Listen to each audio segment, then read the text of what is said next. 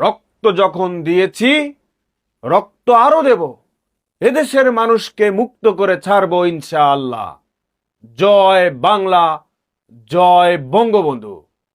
ওনার শুধু মুজিবুর রহমান শুধু জয় বাংলাই বলছেন, জয় বঙ্গবন্ধু বলেন, কারণ বঙ্গবন্ধু তো তিনি নিজে। আমি প্রধানমন্ত্রিত্ব চাই না, আমি এই দেশের মানুষের অধিকার চাই। এই কথাগুলো তো বঙ্গবন্ধু তিনি বলছেন, শেখ মুজিবুর রহমান সাহেব তিনি বলছেন। শাহবাগে চলে আয়, 7ই মার্চের ভাষণ শোনাবো, কোন বাপের ক্ষমতা আছে দেখবো সে ফিরায়, কে ফিরায়। হলে হলে, পাড়ায় মহল্লায়, পথে ঘাটে, থানায়, উপজেলায়, ইউনিয়নে, বিভাগে, সিটিতে, রাজধানীতে, পাহাড়ে, সমতলে, সব জায়গায় বঙ্গবন্ধুর 7ই মার্চের ভাষণ শোনাবো। এখন এক বোনকে দেখলাম শাহবাগ থানায় বসে লাইভ করছেন, টিএসসিতে রাজু ভাস্কর্যের পাদদেশে সবাইকে আসার আহ্বান করছেন। এক ভাইকে দেখলাম মাত্র 3 জন আসছে বলে সেটা সে মানে হচ্ছে ওটাকে কি বলে নিশ্চয়তা দিলেন যে 3 জন আসছে। তো এখন আসেন সোজা সাপটা কিছু কথা বলি আমরা খুব সংক্ষিপ্ত সময়ের ভিতরে।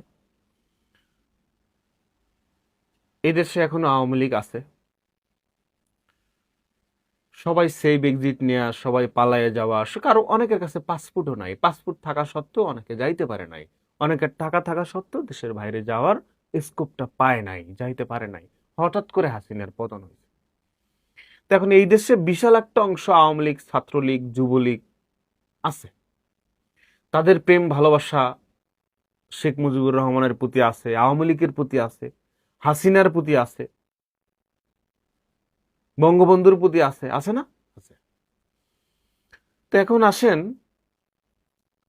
7ই মার্চের ভাষণ অস্বীকার করার সুযোগ নাই। এই যে কথাগুলো যে আমি প্রধানমন্ত্রিত্ব চাই না, আমি এদেশের মানুষের অধিকার চাই, রক্ত যখন দিয়েছি রক্ত আরো দেব, এদেশের মানুষকে মুক্ত করে ছাড়বো ইনশাআল্লাহ।